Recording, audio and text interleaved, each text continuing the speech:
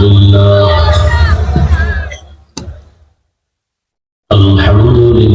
الذي جعل الشمس والقمر بحسبان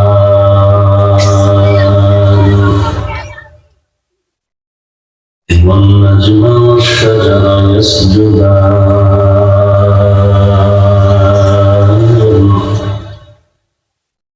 وفضل زمانا على زمان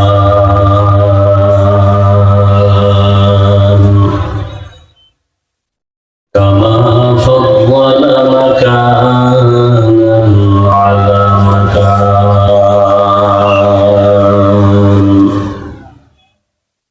وإنسانا على إنسان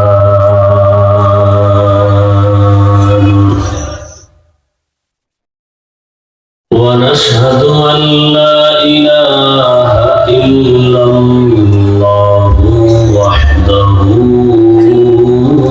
لا شريك له لا ضد له ولا ند له ولا مثل له ونشهد أن سيدنا وسندنا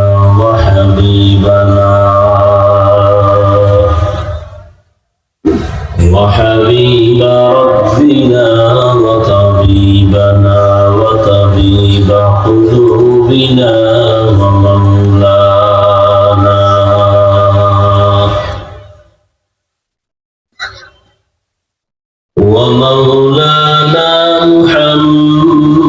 محمدا عبده ورسوله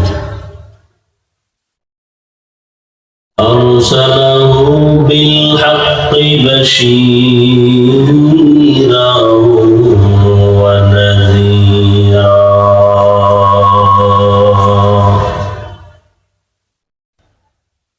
وداعيا إلى الله بإذنه وسراجا منيرا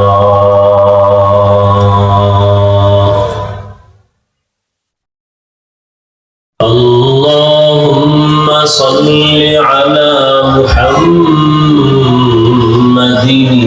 النبي الأمي وعلى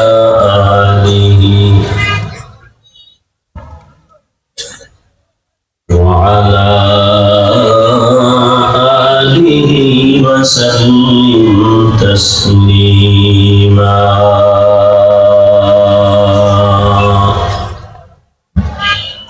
وبعد فأعوذ بالله من الشيطان الرجيم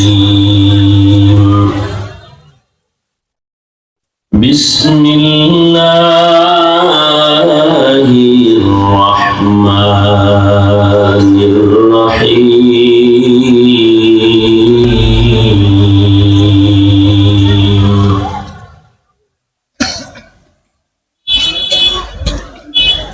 وأما من خاف مقام ربه ونهى النفس عن الهوى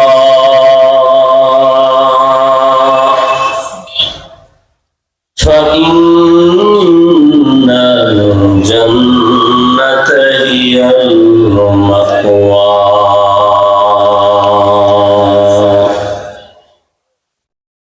وقال رسول الله صلى الله عليه وآله وسلم اتق المحارم تكن أعبد الناس أو كما قال النبي عليه الصلاة والسلام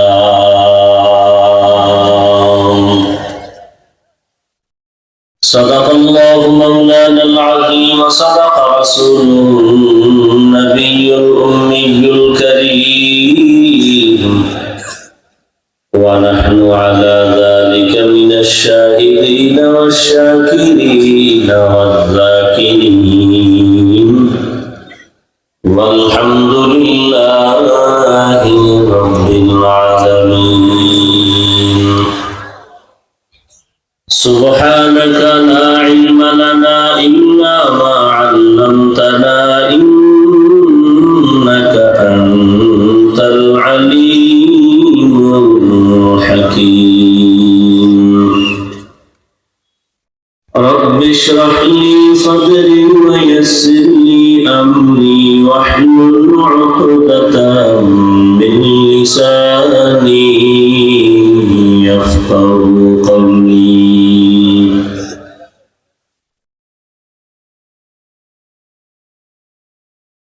सूरज ने दिया अपनी शुआओं को ये पैगाम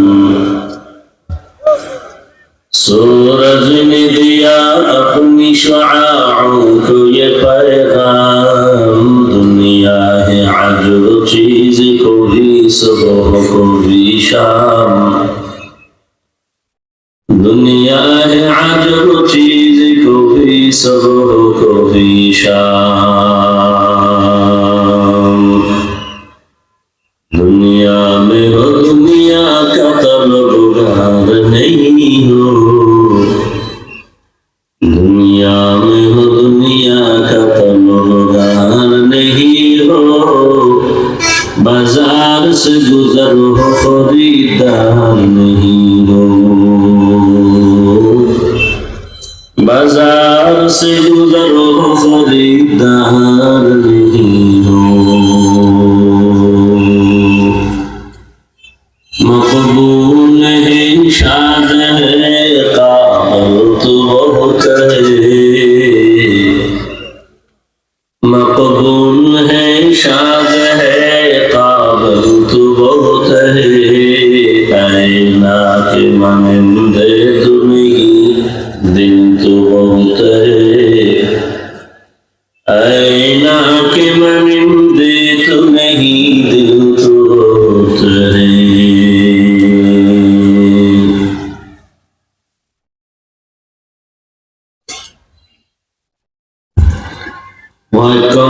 আন্তরিক সমাজ উন্নয়ন ঐক্য পরিষদের উদ্যোগে আয়োজিত 2 দিনব্যাপী ইসলামী মহাসম্মেলনের আজ সমাপনী দিন 4 ফেব্রুয়ারি 2025 মহতি এই সম্মেলনে উপস্থিত মোহতারাম সম্মানিত সভাপতি প্রধান অতিথি বিশেষ অতিথিবৃন্দ হযরত উলামায়ে কেরাম বিভিন্ন এলাকা থেকে আগত আল্লাহ পাকের আশিকিন জাকিরিন শাকিরিন মুহিব্বিন মুরব্বিয়ান নিজাম কলিজা টুকরা আমার সমবয়সী যুবক বন্ধুগণ স্নেহের ছোট ভাই পর্দার আড়ালে মা বোনেরা আল্লাহ পাকের দরবারে শুকর যে আল্লাহ আমাদেরকে সুস্থ রেখেছেন এবং পৃথিবীর শ্রেষ্ঠ মজলিস উলামায়ে আহলে হকের মজলিস গুনাহ মাফের মজলিস তওবা কবুলের মজলিসে আমাদেরকে হাজির হওয়ার তৌফিক দান করেছেন নিয়ামতের শুকর আদায়ে ঈমানের আওয়াজ উঁচু করে আওয়াজে উচ্চ কণ্ঠে সকলেই পড়ি আলহামদুলিল্লাহ দরুদ ও সালাম সাইয়্যিদুল মুরসালিন রাহমাতুল লিল আলামিন শফিউল মুজনিবিন খাতামুন নবিয়্যিন سيد الثقلين إمام المرسلين حضرت محمد رسول الله সবাই আবার পড়েন মুহাব্বতে পড়েন সাল্লাল্লাহু নবীজির উপরে দরুদ পড়লে লাভ না ক্ষতি এমন লাভ যে শুধু পরকালীন না দুনিয়ায় অনেক লাভ ভাই মোবাইল সালান্ত দরুদ এমন একটা আমল যে আখিরাতে তো লাভ আছে দুনিয়াতেও না ব্যবসার ঝামেলা মুসিবত পরিবারে সংসারে সব লাইনে বড় আমল হলো কি দরুদের আমল একবার করবেন সাল্লাল্লাহু আলাইহি ওয়া আলিহি ওয়াসাল্লাম, একবার করছেন সাথে সাথেই 3টা পুরস্কার পেয়ে গেছেন। কয়টা পুরস্কার? প্রথম পুরস্কার 10টা গুনাহ মাফ হয়ে গেছে। সুবহানাল্লাহ আসে না? দ্বিতীয় পুরস্কার 10টা নেক আল্লাহর দরবার থেকে আপনার আমলনামায় যোগ হয়েছে। তৃতীয় পুরস্কার আল্লাহর দরবারে মর্যাদাও 10 গুণ বেড়ে গেছে। কমপক্ষে প্রতিদিন 300 বার দরুদের আমল করবেন। কতবার? সময় থাকলে নামাজের দরুদ, সময় কম হলে এই সংক্ষিপ্ত দরুদ নির্জনে একাগ্রতার সাথে বসে পড়বেন, ধ্যান ও খেয়ালের সাথে। সেই নির্জন সময়টা আমার দৃষ্টিকোণ থেকে হয়তো ফজরের পরে, না হয় ঘুমের আগে বিছানায় বসে বসে 300 বার দরুদ পড়বেন। একটা তসবিহ হাতে নিয়ে তসবিহ হাতে নিয়ে ওযু সহকারে অথবা 300 বার দরুদটা পড়ে দরুদ ওযু অবস্থায় ঘুমায় যাবে। ডান দিকে চেহারাটা ঘুরে, অর্থাৎ ডান কাতে এবং চেহারা থাকবে কেবলার দিকে। এভাবে লাগাতার যদি আমলটা করে ঘুমাতে পারেন ইনশাআল্লাহ, অর্থ কি? আল্লাহ যদি চান, আল্লাহ যদি চান, ঘুমের মধ্যেই রাসূলের সাথে মুলাকাত হয়ে যাবে। আল্লাহ কবুল করেন।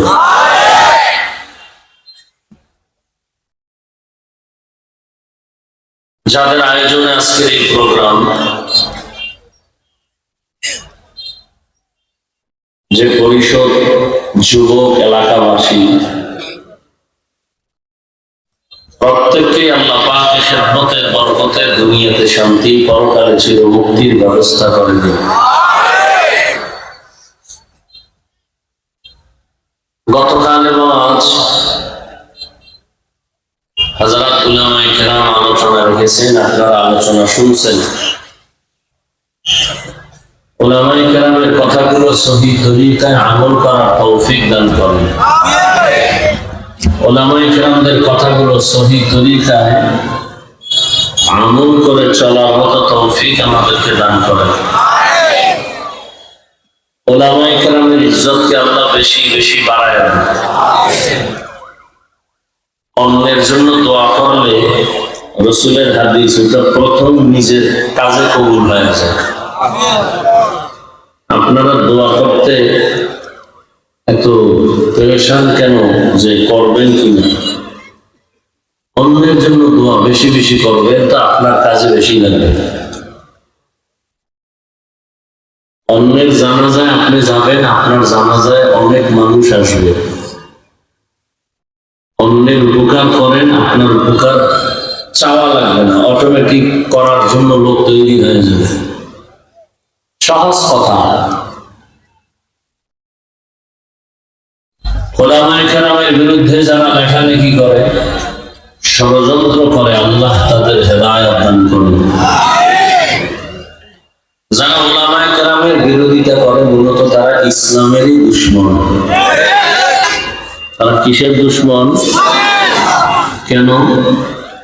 কিয়ামত পর্যন্ত জমিনের কোনদিন নবীজি আসবেন কি? আপনাদের জানা মতে আসবেন? কক্সবাজারে মাঝে মাঝে আসবেন,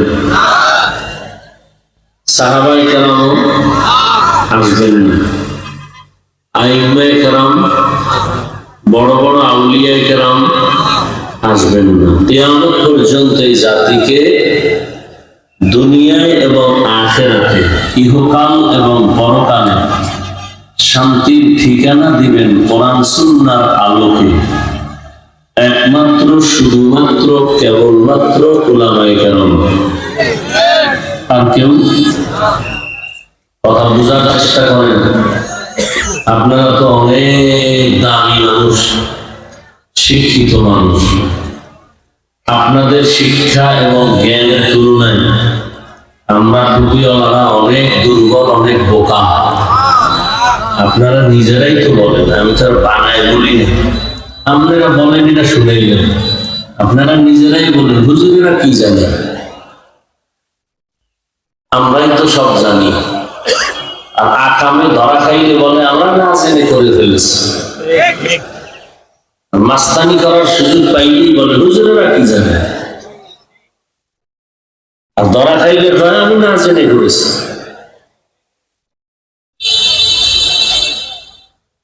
আল্লাহ হেদায়েত দান করুন।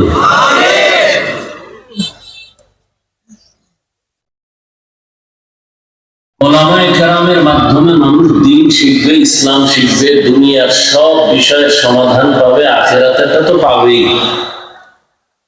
অধিকাংশ মানুষের ধারণা এরকম যে হুজুর বয়ান যা কিছু সব আখিরাতের জন্য, দুনিয়ার বিষয় হুজুর আর কিছু বুঝেও না, আর এদের কাছে গিয়ে লাভও নেই। দুনিয়ার বিষয়ে আমরা দুনিয়াদারের পিছনে যাব। আমাকে একটু জবাব দিবেন আল্লাহর ওয়াস্তে, বেয়াদবি ক্ষমা চেয়ে নিচ্ছি।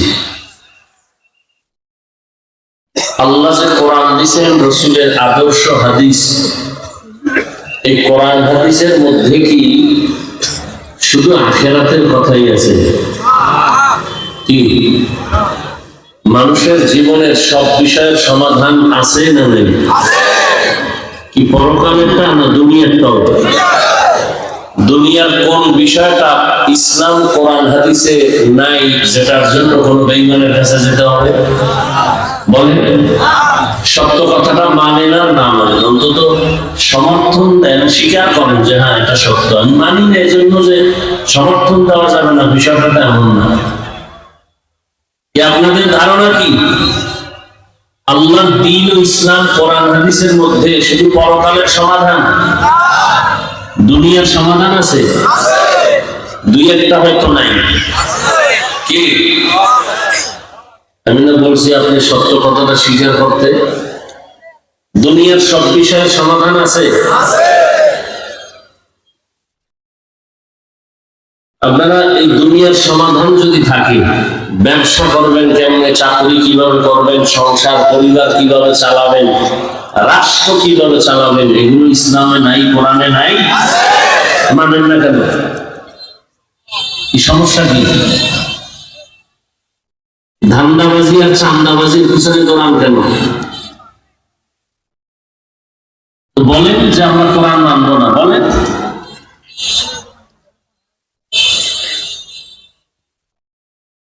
কেন বলেন ইসলামের রাজনীতি নাই? কেন বলেন হুজুর ওয়াজ করেন রাজনীতি করবেন না? আপনার থেকে ওয়াজ শিখতে হবে। হ্যাঁ, এই বেয়াদবি কেন? গোটা দুনিয়াটাকে পরিচালনা করছেন সুলাইমান নবী, ঘটনা কোরআনে নাই? মিশরের অর্থমন্ত্রী ছিলেন ইউসুফ নবী, কোরআন শরীফে নাই? কেন বলেন ইসলামের রাজনীতি নাই? এই সাহস আপনাকে কে দিয়েছে? হ্যাঁ, আপনি যে চান্দাবাজি ধান্দাবাজি বলেন এটা ইসলামে নেই। মানুষের বাড়ি ঘরে আগুন জ্বালাবেন, চুরি ডাকাতি, মদ, জুয়া, জেনা, ব্যভিচার, জুলুম, অত্যাচার, এগুলো ইসলামে নেই। ইসলামে কি আছে? মালিক যেই প্লেটে খাবে গোলাম একই প্লেটে খাবে। আর চান্দাবাজি আর ধান্দাবাজি রাজনীতিতে কি আছে? দামি খেজুর দিয়ে ইফতারি করবে মালিক, আর ফেলে দেওয়া রাস্তায় এগুলো দিয়ে ইফতারি করবে কর্মচারী, কাজের লোক। এই চান্দাবাজার ধান্দাবাজের ধান্দাই এগুলো। তো চান্দাবাজি ধান্দাবাজি দেখলেন তো বহু বছর। ওই মক্কার জমিনে তো রাসূল না আসার আগে কেউ শান্তি দিতে পারলো না।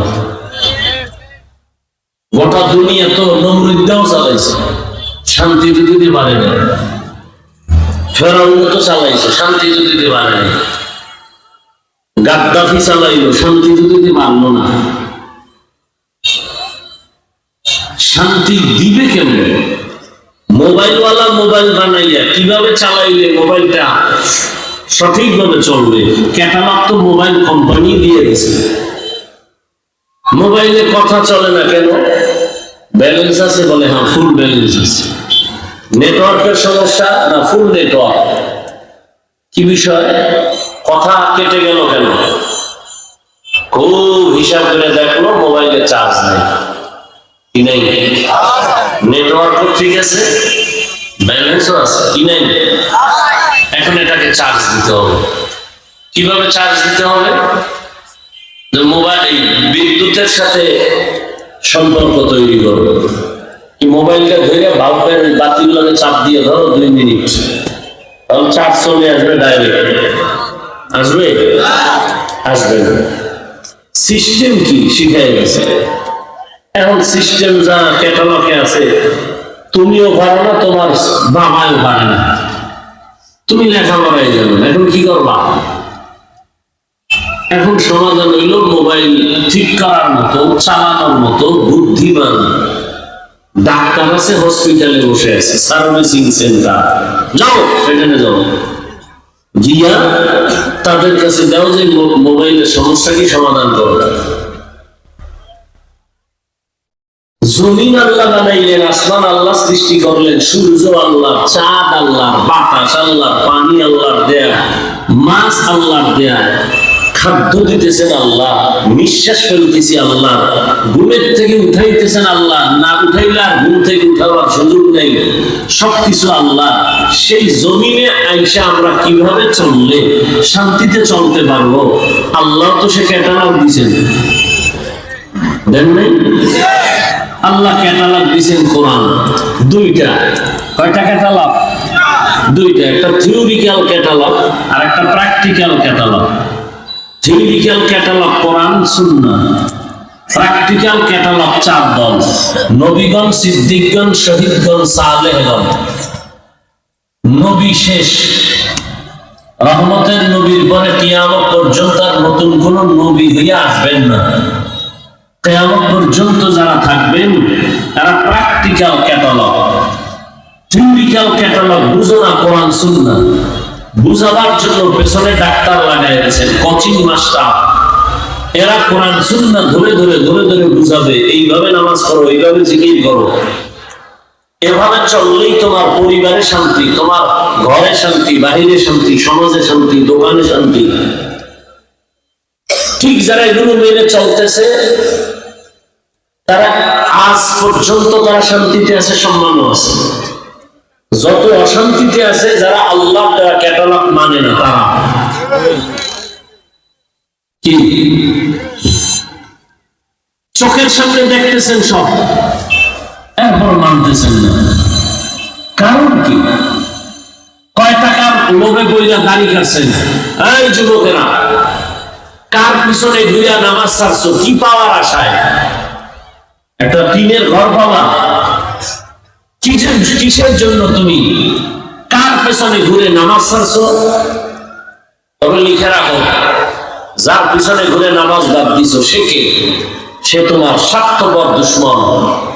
স্বার্থে আঘাত লাগলে দল থেকে নাম কাটবে না, লিখে রাখ, তোর কল্লা কেটে ফেলবে, লিখে রাখ।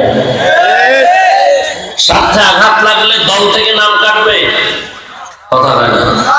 কি কাটবে? কল্লা কাটবে, লিখে রাখ ভালো করে। সোনার বাংলা রাজনীতি, লিখে রাখো ভালো করে। শত্রু তোমাকে মারবে না। তুমি যার পিছনে যৌবন খরচ করতেছো, যার পিছনে ঘাম ছুটাইতেছো, সেই তোমাকে মারার জন্য ছুরি ধারাচ্ছে, রেডি থাকো। আমি বানায় বলতেছি, এই আকাম চলে না? চলে না? সত্য কথাটা মানেন আর না মানেন, আমি প্রথমেই বলছি, অন্তত স্বীকার করেন যে হ্যাঁ আকাম চলে। আওয়ামী লীগের মানুষ মারার জন্য অন্য দল দরকার নাই, বিএনপির লোক সাইজ করার জন্য অন্য দল লাগবে না তো। ওই ভাগে একটু কম করলে এরাই লেগে যাবে। এখানে জামাতের লোক দিয়ে এখন মারার দরকার নাই, আন্দোলনের লোক দিয়ে মারার দরকার নাই, তাবলীগের মারার দরকার নাই, কারণ সব স্বার্থপর ধান্দাবাজ। ধান্দায় কম করলি সাইজ করে সাগরে বাসায় দাও, কারণ আমার ভাগে কম পড়তেছে, ওর কারণে ওরে মাইনাস করো। এগুলো চলে না? তোমার বেলায় চলবে কিনা এর কোনো নিষেধাজ্ঞার কোনো গ্যারান্টি আছে? এই জন্য আমি মাঝে মাঝে কই, তাড়াতাড়ি মরতে যদি চাও, অসম্মান হইয়া, ইজ্জত নিয়ে না, বেইজ্জতি হয়ে যদি দ্রুত মরতে চাও, চান্দাবাজি ধান্দাবাজিতে রাজনীতিতে যাও, আর না হয় ডবল বিয়ে করো, ইজ্জত হারায় তাড়াতাড়ি মরবা। কথা যা কই মনে রেখো। আল্লাহ হেদায়েত দান করেন। রাগ করতেছেন? বেয়াদবি ক্ষমা চাইছে, আবারও ক্ষমা চাইলাম, লাগলে আরো জানবে। কাউকে আঘাত করা আমার মাকসাদ না। এ সমাজে শান্তি আসুক। আপনারা কিভাবে ভাবেন যে ইসলাম এত দুর্বল? ওলামায়ে কেরাম ওয়াজ করবে আখিরাত নিয়ে, কেন? মানুষের জীবনের শুরু থেকে কিয়ামত পর্যন্ত সব বিষয়ের সমাধান দিয়ে আল্লাহ কোরআন দিয়েছেন। আপনি সমাধান অন্যদিকে খুঁজেন কেন? কোরআন তো এমন একটা কিতাব যার কোনো সংশোধনী নাই। সংবিধান করছে একদল, আর একদল কেটার পুড়ে ফেলা, নতুন সংবিধান কর। আল্লাহর সংবিধান তো কলম ধরার কারো সাহস নাই। যে চিন্তা করবে পাল্টাবো, ওর দিমাগ নষ্ট হয়ে যাবে। এটা মানেন না কেন? এখানে তো কোনো দলীয় মাস্তানি চলে না। কোরআন তো এমন এক সংবিধান যেটা মানলে হিন্দুও শান্তিতে থাকবে, খ্রিস্টান শান্তিতে থাকবে, ইহুদিরা শান্তিতে থাকবে, বৌদ্ধরা শান্তিতে থাকবে, তাবলীগ শান্তিতে থাকবে, পীর সাহেবরা শান্তিতে থাকবে, গরিব শান্তিতে থাকবে, ধনীরাও শান্তিতে থাকবে। বৈষম্য ঠিক হয়ে যাবে কোরআন মানলে। এর বাইরে চললে খুনাখুনি হবে, রক্তারক্তি হবে, কিয়ামত পর্যন্ত সমাধান হবে না। চাপাবাজি করবা, এই চাপাবাজি করতে করতে বুড়া হয়ে যাবা, আজরাইলে ধাক্কা দিয়ে ফালায় দিবে। এভাবে জীবন চলবে, শান্তির চেহারা দেখা লাগবে না। শান্তি কি বিল্ডিং? কি লাভ হবে 10 টাকা বিল্ডিং এর মাস্তানি করে যদি বিল্ডিং সাইরা জঙ্গলে ঘুমান লাগে? এই বিল্ডিং এর মাস্তানি করে লাভ আছে?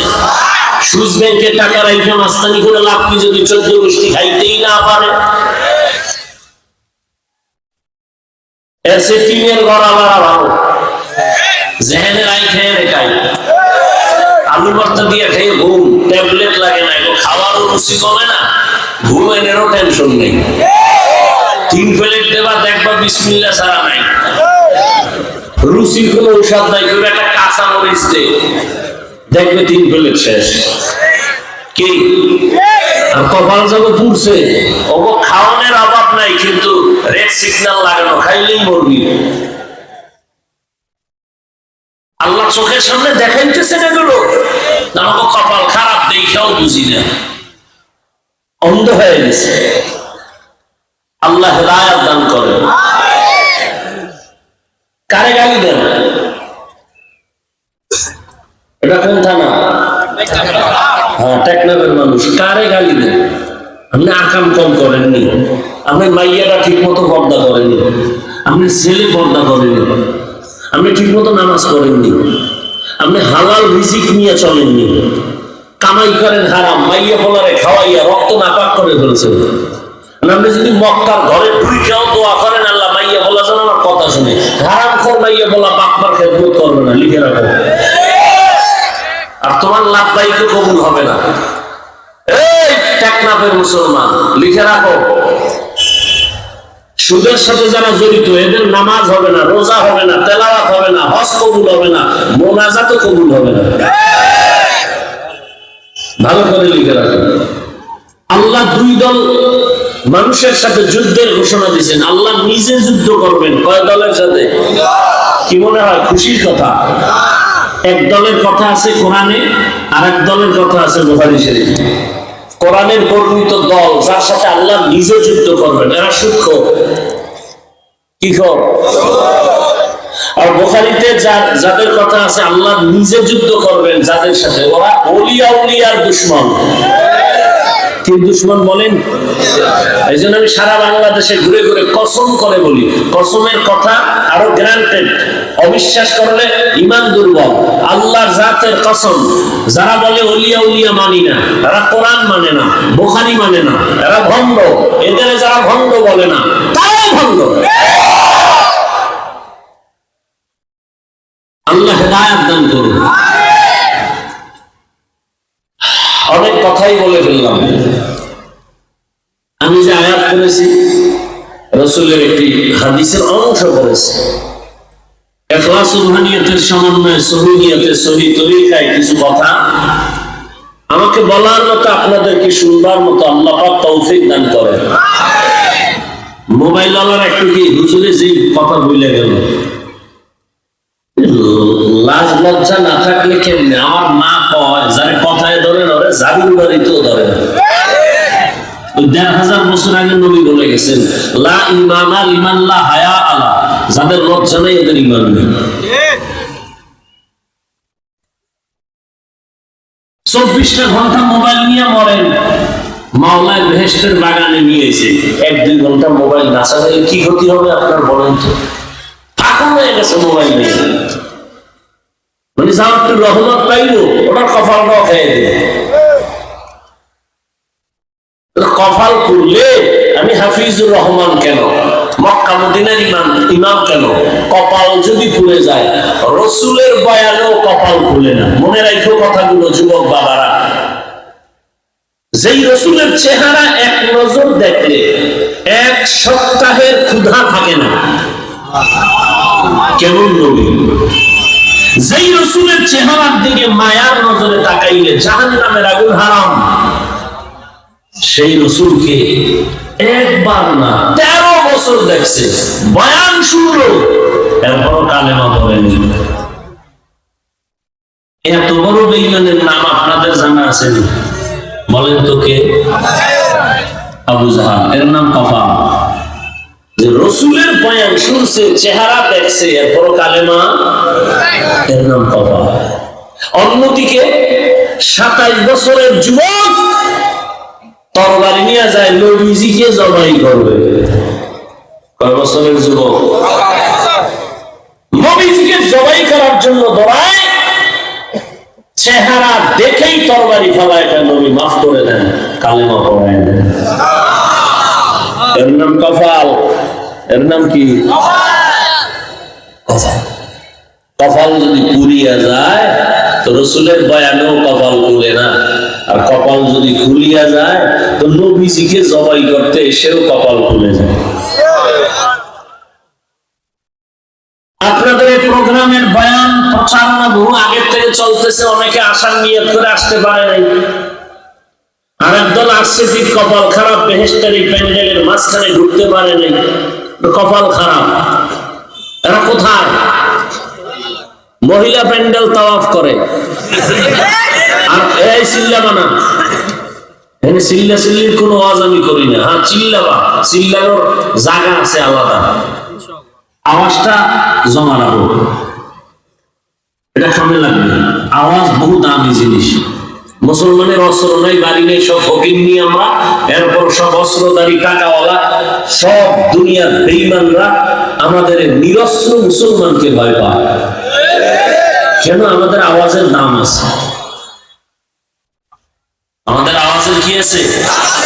দাম আছে। আওয়াজ এখানে না, আবার ডাক আসবে, জালেমের বিরুদ্ধে যুদ্ধ করা লাগবে, ওই ডাকে আওয়াজ দিতে হবে। এই জন্য রিজার্ভ রাখো, এখানে ঠান্ডা মাথায় কথা শোনো, শুধু সময় নষ্ট করো না।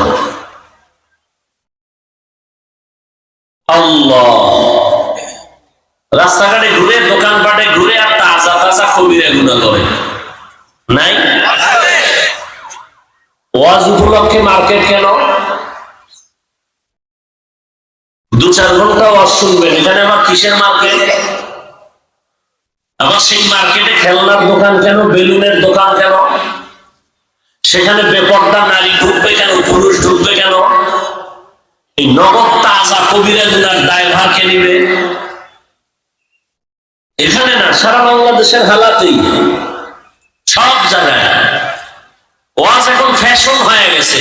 আমাদের বক্তাদের ওয়াজ করা পেশা, শ্রোতাদের বয়ান শোনা নেশা। এই যে এত লোক রাস্তায় ঘুরবে আর মারবে, ও অনেক লোক, লাভ কি যদি ফজরের মসজিদ খালি থাকে? যে এত লোক এখানে, অধিকাংশ ফজর করে নাই, জোহর করে নাই, আসর করে নাই, মাগরিব করে নাই, এশাও করে নাই। এরকম আশিক রাসূল কেউ নাই? কত বড় বেয়াদব, এর বরকায় নামাজ না পড়লে কি হবে? দিল পরিষ্কার। এরকম বেয়াদব আছে? আল্লাহ হেদায়েত দান করুন। ওয়া আম্মা মান খাফা মাকাম রাব্বিহি ওয়া নাহা আন-নাফসা আনিল হাওয়া ফাইন্নাল জান্নাতা হিয়াল মাওয়া। আল্লাহ তাআলা বলেন, হাসরের ময়দানে আমি আল্লাহর আদালতে দাঁড়াইয়া হিসাব দেওয়ার ভয়ে যারা দুনিয়াতে নিজেকে গুনাহ থেকে বাঁচায় রাখবে, আমি আল্লাহ ওয়াদা করলাম তাকে বিনা হিসাবে জান্নাত দিয়ে দিব। রাহমাতের নবী বলেন, ইত্তাকিল মাহারিম তাকুন আবাদান নাস। আল্লাহর নিষিদ্ধ জিনিস থেকে নিজেকে বাঁচাও, তো আল্লাহর আদালতে তোমার মর্যাদা বেড়ে যাবে, মানুষের কাছেও সম্মান বেড়ে যাবে। সম্মান বাড়াইবেন কে? আরে বাড়াইবেন মানে বাড়াইয়েই তো মানুষ বানাইছেন।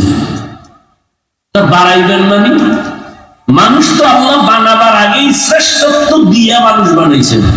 মানুষ বানাইয়া শ্রেষ্ঠ মর্যাদা দেন নাই, শ্রেষ্ঠ মর্যাদা দিয়া মানুষ সৃষ্টি করছেন। ওয়ালাকাদ কাররামনা বানি আদম ওয়া হামালনাহুম ফিল বাররি ওয়াল বাহরি ওয়া রাযাকনাহুম মিনাত তাইয়্যিবাত ওয়া ফাদ্দালনাহুম আলা কাসীরিন মিম্মান খালাকনা তাফদীলা। বনি আদম বড় দামি, বানাইয়া দেন না বানানোর আগেই। এই জমিনের ভেতরে নূরের সৃষ্টি ফেরেশতারা শ্রেষ্ঠ না, আগুনের সৃষ্টি জিনেরাও শ্রেষ্ঠ না। আল্লাহর সিদ্ধান্ত একমাত্র মাটির সৃষ্টি মানুষ হলো শ্রেষ্ঠ। ঘোষণা কার? স্থায়ী না অস্থায়ী? বলেন। মানে নাই কে? বলেন। বক্তার এলেম আমল দিয়ে বয়ান হয় না, বয়ান হইতে দুইটা পুঁজি লাগে। অমুক বক্তার বয়ান ভালো হইল না কেন, আমরা অনেকে বলি, আজীবন পারলে মনে রাখবেন বা লিখে রাখবেন, দুই পুঁজি না থাকলে ওখানে বয়ান ভালো হবে না। একটা পুঁজি বাতিনি আল্লাহর রহমত, আর একটা পুঁজি প্রকাশ্য জাহিরি শ্রোতাদের অন্তরের একনিষ্ঠ মহব্বত। এই দুই জিনিস যদি না থাকে বয়ান হয় না। যত বড় এলেমওয়ালা হোক, হেডমে বয়ান চলে না, আলোচনা চলে, বয়ান চলে না। কোন এক যুবকের পুলিশে দুইটা নিয়া এমন থানায় আটকাই দিছে, বেতের বাড়ি কান্দে না। আর এটা এমন এক মজলিস যেখানে আল্লাহর প্রিয় বান্দারা বয়ান করেন, আর 200 হাত দূরে বসে যুবক হাউ মাউ করে কান্না করে। ভাবো বিবেক দিয়া এই যুবকটারে মারলো কে, কাঁদে কেন? এটা সেই প্যান্ডেল, এটা সেই মজলিস। অতএব এটা চাকরিখানি কথা না। আলোচনা করা আর বয়ান করা এক না। আল্লাহ বুঝার তৌফিক দান করেন।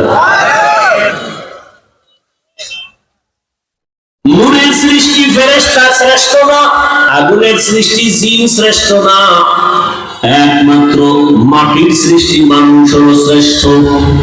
সিদ্ধান্ত কার? স্থায়ী না অস্থায়ী? মানে নাই কে? ইবলিস মানে নাই। কেন? গায়ের জোরে পায় না, যুক্তির ব্যানারে মানে নাই।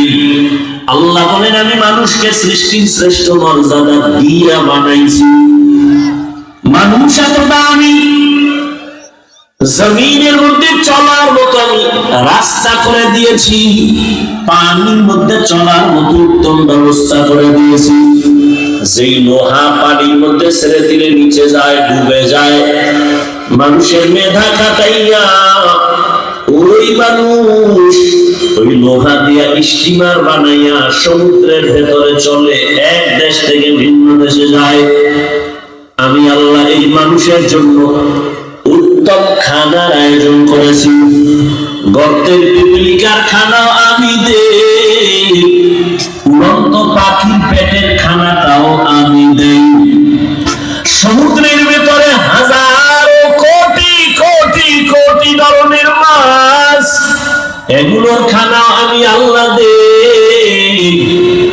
জঙ্গলের প্রাণী আছে হাজার হাজারের খানাও আমি দেই, মানুষের খানাও আমি দেই। তবে মানুষের খানার মতো সুস্বাদু মজাদার প্রিয় হালাল খানা জমিনে আর কাউকে দেওয়া হয় না। মানুষ ভাত খাবার চাল খাবারে দিয়ে দিছি যাতে ক্ষতি না হয়, রুটি খাবা গমটা খাবারে ঢুকাই দিছি যাতে তোমার ক্ষতি না হয়, তুমি তরমুজ খাবা খাবারে ঢুকাই দিছি, তুমি আপেল খাবা খাবার করা, আমি আল্লাহ পাক গোশত খাবা তাও খাবার দিয়ে দিছি, পশমের খাবার, সব খানা খাবার দিলাম। মাছগুলো খাইবা সেখানেও খাবার লাগাই দিছি, খাবার ফালাইয়া এরপরে প্রসেসিং করে সুন্দর করে রান্না করো। আমি তোমাদের জন্য যে খানা দিলাম এই সুন্দর খানায় কোনো ভেজাল নাই। যদি কোনো ভেজাল থেকে থাকে, বেঈমান মানুষ ভেজাল ঢুকাইছে, আমি আল্লাহ কোনো খানায় ভেজাল ঢুকাই নেই। নিমখারাম মানুষ, এই জন্য আমি একবার সেদিন বলেছি পশু পশু এত ক্ষতি করে না, মানুষ হইয়া মানুষের যেই পরিমাণ ক্ষতি করে। একটা পশু, একটা কুত্তা তার বাচ্চার ক্ষতি করে না, একটা বিলাই তার জাতি বিলাইয়ের ক্ষতি করে না, একটা শিয়াল তার জাতি ভাই শিয়ালের ক্ষতি করে না, নদীর মধ্যে মাছ মাছের ক্ষতি করে না। মানুষ এত বড় নিমখারাম, মানুষ হইয়া মানুষের 24টা ঘন্টায় খালি ক্ষতির কল্পনা। ওরে মারা যায় কেমনে, ওর দোকানে লস কেমনে হবে, ওরে কেমনে সমাজে লজ্জা দেওয়া যায়, ঠিক নেই? 24 ঘন্টা খালি আকামেরই চিন্তা ভাবনা নিয়ে, ঘুমের মধ্যেও আকামের চিন্তা, ঘুম থেকে উঠাও ক্ষতির চিন্তা। কেমন মানুষ হইলা? قال رسول الله صلى الله عليه وآله وسلم خير الناس من ينفع الناس। আল্লাহর নবী বলেন দুনিয়াতে সবথেকে ভালো মানুষ ওই ব্যক্তি যার দ্বারা অন্যের উপকার হয়, ক্ষতি হয় না। আরে আমার কলিজার যুবক বাবারা, দুনিয়াতে আসার থেকে কি উপকার করেছো? তোমার ব্যবহারে মা কষ্ট পাইয়া বসে আছে, তোমার আচরণ এত খারাপ, চরিত্র এত খারাপ, তোমার আচরণে মাও বেজার, বাবা বেজার, শিক্ষক বেজার, আলেম ওলামা বেজার, মুরব্বীরাও বেজার, বন্ধুরাও বেজার। মনে মনে চাই তুই এখন যদি মইরা যাও সবাই খুশি, মাও বলবে একটা চরিত্রহীন মরে গেছে, আমি বিপদ থেকে বেঁচে গেলাম। মনে মনে বলবে, যদি উপরে কাঁদবে সন্তানের মায়া, কিন্তু মনে মনে খুশি এটা বেয়াদব মরে গেল, কারণ এর চরিত্রের কারণে মানুষের কাছে আমি মা লজ্জা পাই। কি অর্জন করলা জীবনে? যে বাপসাপ দেখাও মনে হয় বড় বুজুর্গ, অথচ সবার বরদোয়ার চাদরে আটকানো আছে। ভয় লাগে কোন সময় চাকার তলে মাথা ঢুকে যায়, কখন ঘুমের মধ্যে আজরাইল এসে যায়।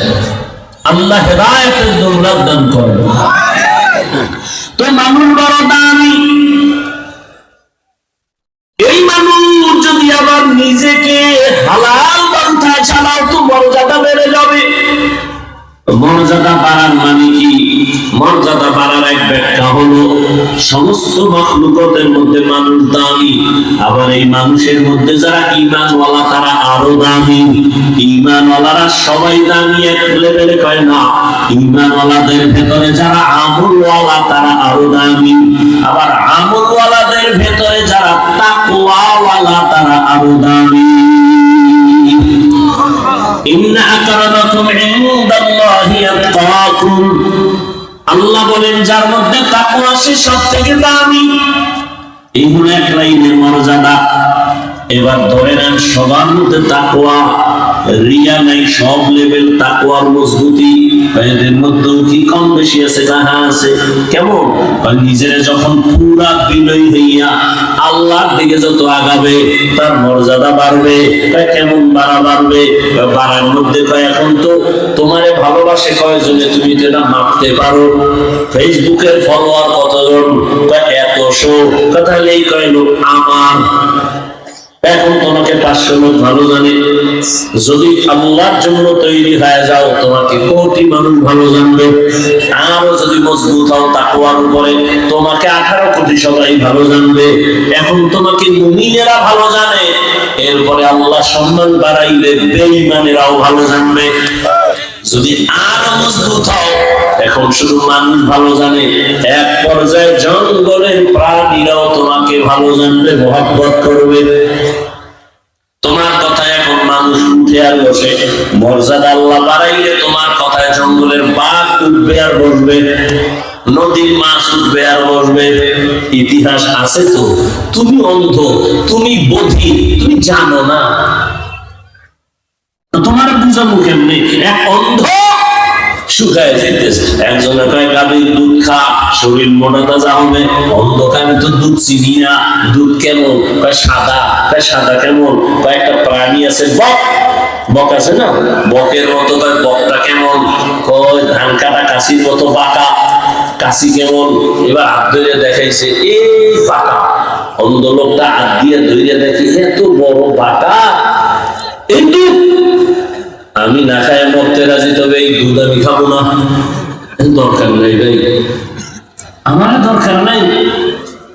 তুমি অন্ধ, তুমি বধির, তোমাকে বুঝাবো কিভাবে যে এটাই শান্তির পথ?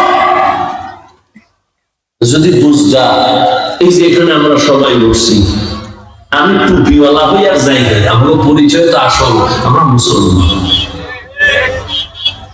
আপনার আমার আল্লাহ দুইজন না এক? আপনার আমার নবী, আপনার কোরআন আমার কোরআন, আপনাদের কাবা আমার কাবা, আপনাদের ধর্ম আমার ধর্ম, আপনাদের কালেমা আমার কালেমা। দুনিয়াতে আসছি সিস্টেম এক। বিদায় বেলা কাফনের সংখ্যা 3টা, তাও এক। মহিলাদের 5টা, এক। কালার হবে আলাদা। কি হবে? কি কালার? কালার নিয়েও কিলেগিলি চলে, চলে না? কে সাদা, কে কালো, কে সবুজ, এ নিয়েও কিলেগিলি। কাফনের কালারও এক, কবরের সাইজও এক, কবরের মধ্যে প্রশ্ন 3টা, তাও এক। কে ধনী, কে গরিব, কে আলেম, কে আলেম না, সবার বেলায় প্রশ্ন এক। কাফন এক, কালার এক, কবরের সাইজ এক, আল্লাহ এক, নবী এক, কোরআন এক, কাবা এক, ধর্ম এক, কালেমা এক। তাহলে আপনাদের বয়ান করবো কেন? বয়ান তো করবো হিন্দুদেরকে, যারা আল্লাহ চিনে না, কোরআন চিনে না, ইসলাম বুঝে না। বয়ান তো খ্রিস্টানদের করবো, আপনাদের কেন বয়ান করবো? আপনারা তো কোরআন বুঝেন, ইসলাম বুঝেন, আল্লাহ চিনেন, নবী চিনেন, কারণ কি? অথচ ওদেরকে বয়ান করার টাইম কই? 12 মাস আপনাদের পেছনে ঘুরতে ঘুরতে ঘুরতে ঘুরতে অল্প বয়সে অসুস্থ। শুধু কি আমি একা? হাজার হাজার আলেম আপনাদের পেছনে সময় দেয়। তাবলীগওয়ালাদের মেহনত, পীর মাশায়েখের মেহনত, বক্তাদের মেহনত, জুমার খতিব ইমামদের মেহনত, হাজারো আলেমের মেহনত, এরপর ফলাফল জিরো। সে আগের সুদ করে এখনো সুদ খায়, আগের ঘুষ করে এখনো ঘুষ খায়। করোনার মতো গজব দিয়েও বাঙালির ঘাড় সোজা করতে পারে নাই, এখনো তেরা। এখনো আলেমের গালি দেয়, এরকম বেয়াদব নাই? বড় দুঃখ। বয়ান করবো বিধর্মীকে, আপনাকে কেন বয়ান? অথচ আপনাকে এত বয়ানের পরে বুঝলাম না কি হলো। আমি মুসলমান, টুপি খুলতে চাই না, আর আপনি কেমন ভিআইপি মুসলমান যে টুপি দিতেই চান না। আমি দাড়ি কাটলে লজ্জা পাই, আপনি কেমন ভিআইপি মুসলমান যে দাড়ি রাখতে লজ্জা পান। আমি নামাজ না পড়লে লজ্জা পাই, আর আপনি কেমন মুসলমান যে নামাজ পড়তে গেলে লজ্জা পান। আমি কেমন মুসলমান বুঝি না? আপনারা বলে আছেন না আমরা বলে আছি? ও আমার যুবক বাবারা, যদি বলো হাফিজ ভাই তোমরা ভুলে আসো আমরা ঠিক, তাহলে কোরআন হাদিস থেকে দলিল দেখায় দাও বাস্তবে। আমি এখন দাড়ি কেটে ফেলবো না।